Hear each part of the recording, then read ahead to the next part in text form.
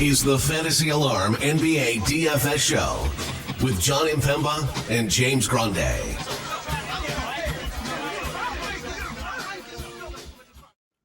What is going on, FA Nation? John Impemba here with James Grande. Welcome into the Fantasy Alarm NBA DFS Playbook Preview Show. We are looking at the NBA Playoff 3-game slate here for Tuesday. We got Phoenix versus Minnesota leading off at 7:30. Indiana, Milwaukee at 8:30, and Dallas against the Clippers there at 10 p.m. Eastern time. Home teams undefeated so far in the NBA playoffs. See if that trend continues here as we're recording. Currently a big lead for Cleveland over Orlando, but the 76ers out to an early lead against the Knicks. It's 11-2, just 4 minutes into that game at the time of our recording here. James, interesting matchups. Giannis, again, doubtful, but not out for Milwaukee here. We jinxed Dame Lillard yesterday is on the show yesterday. He had 35 at half and never scored another point. So we'll see what happens here in these game twos. Yeah, let's get into it. All right, we'll just jump right into it here. Starting off game by game, Phoenix, Minnesota, first game we're looking at. What are we doing with Phoenix here, man? We need to know the status of Grayson Allen. He went through practice today in limited fashion, but obviously wasn't able to return last game. That also could have had something to do with the blowout, but he was clearly injured. There's clearly a sprain. So I think if he's out, it's pretty simple. We'll see Royce O'Neal slip into the starting lineup, possibly Eric Gordon, but I would still give O'Neal the nod regardless who's starting in that spot, whether it's O'Neal or whether it's Gordon. Gordon's been pretty bad down the stretch, so O'Neal just provides them more defense. At this point, probably better spacing as well. So yeah, that's the first piece we need. Devin Booker struggled mightily in that first game, could not shoot the ball, but the minutes were great. Same with Kevin Durant. The minutes were obviously good. 1 assist. It's not great. Bradley Beal was really good for like 2 quarters and really didn't score in the first quarter. I believe he didn't score in the fourth. I think he scored 15 points in the second and the third quarter. So I like 6,400 for Brad Beal. I'm okay with the pricing in general. Nurkic, fine at 6,300, 27 minutes. Wouldn't be surprised if like Allen shooting the ball well and O'Neal shooting the ball well, that Phoenix makes Minnesota decide what they want to do and go small. But I would play any of the top 3. Nurkic in tournaments only. We'll see on Grayson Allen. I like the price if he's going to play. And if he's not, you could definitely take shots on O'Neal or Eric Gordon. Yeah, I like Kevin Durant here. Again, I just think it's a really good matchup for him against Minnesota. I know they have McDaniel that they throw on him and whatnot, but still, I'm in on Durant at under 9K there. And like you mentioned, you can really play any of the big 3 there. For Minnesota side, Anthony Edwards under $9,000 here. 56 fantasy points for him in that first game. Last time out here, 33 actual in that game. 9 rebounds, 6 assists. Towns and Gobert, $73 and $7,100. Conley, 57. Potential 6th man of the year. Now it's Reed at 48. Yeah, I mean, obviously Edwards is a great play at 89. This is one of the better spots on the board. I don't love the Towns minutes, but again, there was a blowout, so maybe we see Towns get towards 30. I don't know if they need to push him with the 3-man big rotation that they have. So of the 2, of Towns and Gobert, I prefer Gobert. I think just higher ceiling, just given the minutes that Gobert is going to be on the floor for. 37 minutes is a good sign in game 1. There's just no chance. I mean, Phoenix, if Nurkic is going to play mid to high 20s minutes, there's a lot of time that Gobert is going to spend against Drew Eubanks, Kevin Durant. It's just a massive advantage for Gobert. So I like $7,100. Mike Conley just didn't shoot the ball well and was in foul trouble, but 12 shots is interesting for Mike Conley, so I'd definitely be okay going there. Naz Reid under 5K is okay, especially considering Towns seems limited. Jaden McDaniels played a bunch of minutes. You could definitely get to him. I think the next thing we need to talk about is what happens with Kyle Anderson, because Kyle Anderson went out and Nickeil Alexander-Walker went off. He exploded. Obviously Edwards was a difference maker, but there's a case to be made that NAW was the MVP of that game. 4 threes off the bench, 4 steals off the bench as well, 18 and 4 steals. Obviously when you're coming into the game, you're guarding Devin Booker too. Like he's him, McDaniels, Gobert. That is a nasty defensive trio. And if they score this many points again, this series is going to be close. Yeah, I know. So I think if there's no Anderson, I mean, they could lean on NAW regardless if Anderson's in or out. But I do think NAW is leaned on even more if Kyle Anderson, because Kyle Anderson's used as a secondary ball handler.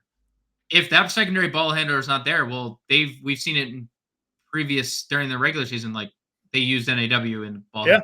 So depending on what Anderson depends my intrigue and I know NAW is going to garner ownership here just given game one, but I would maybe temper it a little bit depending on the status of Kyle Anderson. Yeah, listen, we know Phoenix is not a great defensive team. Minnesota is. So if Phoenix can't stop Minnesota, but Minnesota is playing as good defense and slow pace as they have all season long, it's going to be like playing through mud for Phoenix here, especially going another game in Minnesota as well. Not going to be an easy spot. Maybe they get one at home. Indiana, Milwaukee. Next game here we're going to talk about. Again, we don't know the status of Giannis yet. He is doubtful. This is another game that wasn't all too competitive for most of it. Tyrese Halliburton took 7 shots in a playoff game. Can't be sure. If you're going to be the leader of this team, you don't. Listen, I get it. We've talked about this a lot. Pascal Siakam has been amazing for the Pacers, and he was amazing in this game. You're not getting by Milwaukee if Tyrese Halliburton's forced to take 7 shots. He needs to be more aggressive, figure out a way to get him the ball here. And I'm sure they'll do that in game 2. There's been enough criticism. Because I don't know if you can expect Pascal Siakam to go 15 of 25 again. Like that's a ceiling type game on a Pascal Siakam there. That said, looking at Indiana here, where are your core plays? I mean, Halliburton is obviously in play. I mean, the core play is Siakam if we're going to get 40 minutes and 25 shots. And, he is a champion. He won in Toronto. He's obviously the most experienced member of this team in terms of playoffs. So Siakam is the top dog at $7,800. I'm still okay getting to Halliburton. I don't expect 7 shots again. Also, McConnell took 13 off the bench. Like if TJ McConnell's playing half your minutes and taking 6 more shots, there's obviously something that needs to be addressed. I'm okay getting to Halliburton. I thought it was very interesting. Miles Turner took 17 shots and 32 minutes. We know Rick Carlisle, right? We know how weird he can be with rotations. Well, just looking at the Pacers rotation, all 5 starters played 30 plus minutes. Only one player, TJ McConnell, played more than 13 minutes off the bench. Obi Toppin, Jalen Smith played 13. McConnell played 18. And yes, Ben Shepherd played 9, and McDermott still got 7. But that feels more like, can they provide a spark because we're getting blown out than going to be in the rotation? If you're telling me Miles Turner is going to play 30 plus minutes in these games and do that 17 shot attempts, then I'm interested because he's a good rebounder. He can space the floor. So I think 6,400 for Miles Turner is solid. He played 17 straight minutes from the middle of the second all the way to the middle of the third. So very interesting. Now, granted, again, halftime, he had a break, all the stuff, but still, played the final 8:30 of the second, played the first 8:30 of the third. So it's a lot of minutes. That not something that we're accustomed to Miles Turner necessarily playing, but again, playoff rotations change that equation. Nesmith, he can space the floor, shot 41% from 3 this year. He's going to play a lot of minutes because he's going to be guarding Lillard and Middleton, right? That's who he's going to be chasing around all night. So he's going to be on the floor as long as he can. If McConnell is going to shoot 13 times, his price dropped $500. I do think that's appealing. Anytime you get him under 5K, I think there's some appeal because he's so good on a fantasy point per minute basis. Yeah. I mean, look at his game logs. Any game he's played 18 to 20 minutes, he's taken 10 shots. So he is not one to be shy. He knows he's there for a good time, not a long time. So, and like you said, if they need a spark and, if his rotations are, hey, Pat Bev's off the floor because Halliburton's off the floor, and now it's McConnell with an easier matchup, maybe they look to take advantage of it. Right. Milwaukee side of things here. Obviously, Dame had 35 at half and then didn't make another bucket. On our show, we're like, he might get 70. He didn't. He didn't hit another shot. That said, he put him away early in that one. We don't know the status of Giannis. You just go right back to Damian Lillard here. I think you just go back to the Milwaukee side in general, Yeah. right? I think they're a very stackable team in this spot. No Giannis. Lillard was great. I mean, even though he didn't score 48 and a half fantasy points at 9,200 was great, right? It was still more than Yeah, enough. he should have had 80, but Should have had 80, but um, Middleton was amazing off the bench or as a second fiddle, yeah. much as he's been his entire career, right? Like he's been amazing when he's in that secondary role. Yeah. Portis was fine at like his price, not great, but there was foul trouble, 7 for Yeah. 15. He Like fouled out of the game, so I mean, yeah, Brolo was actually pretty decent, played good minutes, 32 minutes. Another kind of shortened rotation where Beasley, Connaughton, Crowder, that was your only bench. So like clearly Doc Rivers is just staggering Portis and Lopez at center, right? And then Pat Bev was great in the starting role, played all the minutes. he's probably super chalky, right? That's super 4,500. super chalky. And I think Malik Beasley looked good off the bench. He wasn't great, but $4,200, hit 3 threes.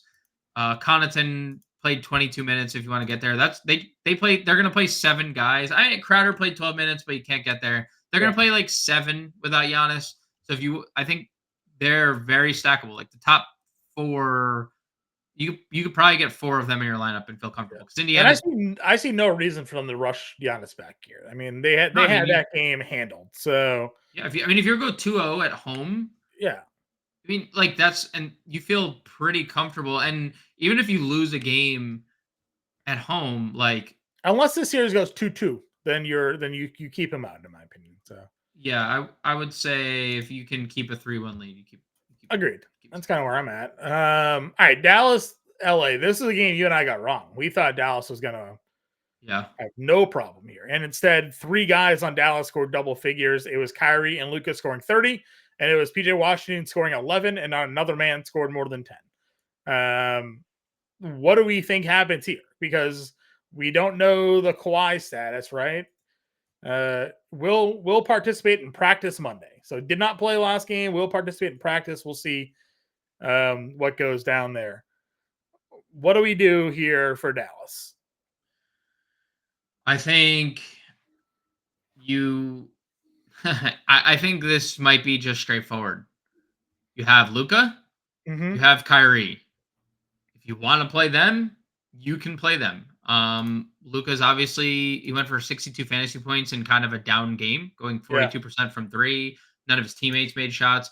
Kyrie was the better value of the two, obviously. Like he was amazing. I was gonna say he might be one of the best per dollar values on the slate.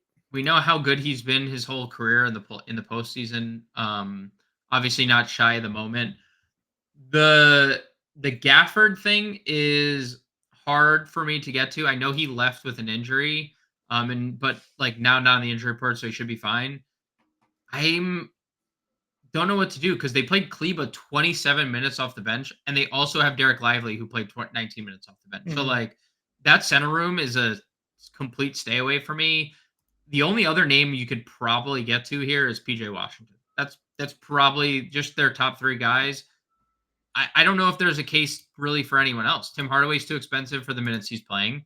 We don't know what anyone in the center room is going to do. Derek Jones started. He played 17 minutes. Yeah. Josh Green played 9 minutes, and you don't even know if he played 9 minutes because garbage time. Exum played 15 minutes. I think it's straightforward. It's Luka, it's Kyrie, it's PJ Washington, and it's find pieces in other games. I'm with you. I don't think you need to go much out of the top 2, like you said. And Kyrie, for me, at the price, it's pretty elite. Clippers side. Again, we don't know the Kawhi Leonard status, but James Harden, 39 minutes in that game. 28, 8, 2, 1, 49 fantasy points. Paul George, 38 minutes in that one, 22 actual. Zubac's was good. Westbrook was good off their bench. And then if Kawhi plays, I don't know what the minutes will look like, but he's 8K. The Kawhi stuff is very interesting because he has not done contact yet. Like right. Even in the write-up, in the report, he didn't participate in any contact. He treated it as a walkthrough. what can he absorb in a game? He had an injection in his knee, and now he's not taking contact. Are they just gonna be like, "Hey, Luca, you and your 6'6" frame don't make contact on Kawhi Leonard Right. when you're going to the rim." I just Maybe you got a Caleb Martin type box out on him. yeah. I You mean, like I take don't. out Jason Tatum. I just. I mean, he was pushed, but it's okay. Brutal hip check. Drew Holiday might have been a person that pushed Yeah. Caleb Martin, but Yeah, maybe. Harden, I just don't see a way that Kawhi's playing, and if it is, it's like you said this about Giannis, like who's been kind of injury, Yeah. hasn't been shy to be injured. Well, nobody is that more than Kawhi at this point, and like you're gonna rush him back after winning Game 1 after what they're the trio of George, Zubats, and what you got off your bench from Hart or Westbrook, like and how great Harden was in a playoff game. Like you don't rush him back here. I think if there's one thing we know about Kawhi Leonard, that there were no danger of the team rushing him back. Yeah, He won't play. That's why he left San Antonio. They wanted him on the floor, and he's like, I am not playing. I do not feel good. Yep. So I don't think we're in any danger of the team forcing him on the floor.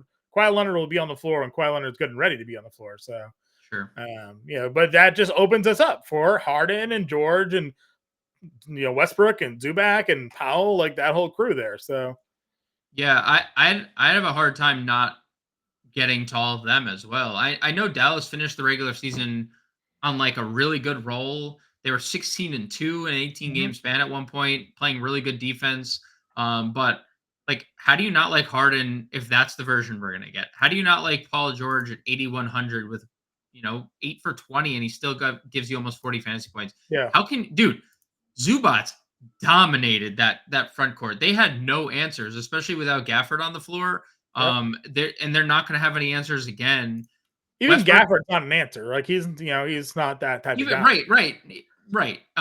He can block shots in bunches, and then he also picks up 2 fouls in 10 seconds. So like Dr. Jekyll, Mr. Hyde. But I like the 23 minutes out of Westbrook off the bench. He was really productive. Norm, dude, I pivoted to a lot of Norm Powell in this game. He played 30 minutes at for free, no salary. That's the line we're gonna get, really. I think that there'll be better opportunities if he's gonna play the 30 minutes. But 30 minutes. That's a little rough there. So I would go back to Norm for the record. Yeah. I would also go back if there's no Kawhi. Dude, Terrence Mann, I don't know what it is about Terrence Mann. Oh, yeah, dude. 39 minutes. Not that, again, he didn't take a lot of shots, but he made 3 threes. He had almost a rebound shy of a double-double. 40 minutes for Terrence Mann. He's 4,100. He'll be one of the more popular plays. And then they started Amir Coffey. Yeah. He is really, really, really low floor. At that point, you're just finding $200 to get Terrence Mann. What does he do well? Is he a good defender? He is. I don't know why they continue. They like this dude. He's a decent defender who's not terrible at spacing the floor. 38% from 3. It's like, he's a fine. He's a confusing player to me because you have all these stars, and then it's like, oh, Amir Coffey's out there. He's the backup to Kawhi there. So it always throws me off a little bit. A little update, live updating while we're recording this one. Jalen Suggs out with a sprained knee for Orlando. So that's a tough blow. Their best guard defender there. Tough blow for two of 3 of James' lineups tonight. Oh, sorry, dude. All right. So that's the breakdown of these 3 games. Now the fun part comes to build a lineup. He's actually questionable. He's actually questionable to return. With a sprained knee? Yeah, they've officially listed him questionable to return. It is the playoffs. Wrap it up. Ice it up. Little Nordahl, I think they used back in the day, and get it back up. Questionable to return. All right. Beverly, I think we're in on agreed there. Yeah. What's our Middleton? Middleton, yeah, just Milwaukee. Yeah, you're right. Because we're gonna play Zubats probably 5,800. Right at center. Agreed. Terrence Mann, PG or Harden, or both. Yeah, I was gonna plug in Dame. Could you do Dame and Irving? You could do. Again. Then you said man, right? I didn't do man yet. Yeah, we play him in the util. Do you like Kyrie over like PG or slash Harden? Because you can play Beverly at both guard spots. Kinda. I mean, Irving 83. What was a little cheaper there? Harden's 82. I guess I'm indifferent. Do you have a lean? One more to the other? I mean I guess one of the Clippers guys. But I think it's all very close. Okay. If you want to stay Kyrie, I'm perfectly fine staying Kyrie. Oh, George be 25. We don't have the money for that. What do we even have for a power forward option? PJ Washington. Oh, we did. Well, we took Reed. Yeah, we don't really. This is also contingent on there's also Phoenix stuff. Like Royce O'Neal would be sure, would be great value. I think it's probably Siakam. And then does that give us any money for that though? Let's see, we did Beverly at the shooting guard. You could play O'Neal 4K. Or man, I guess would be the shooting guard. To go Beverly point guard. Man shooting guard. That gives us 55 for a forward and a util.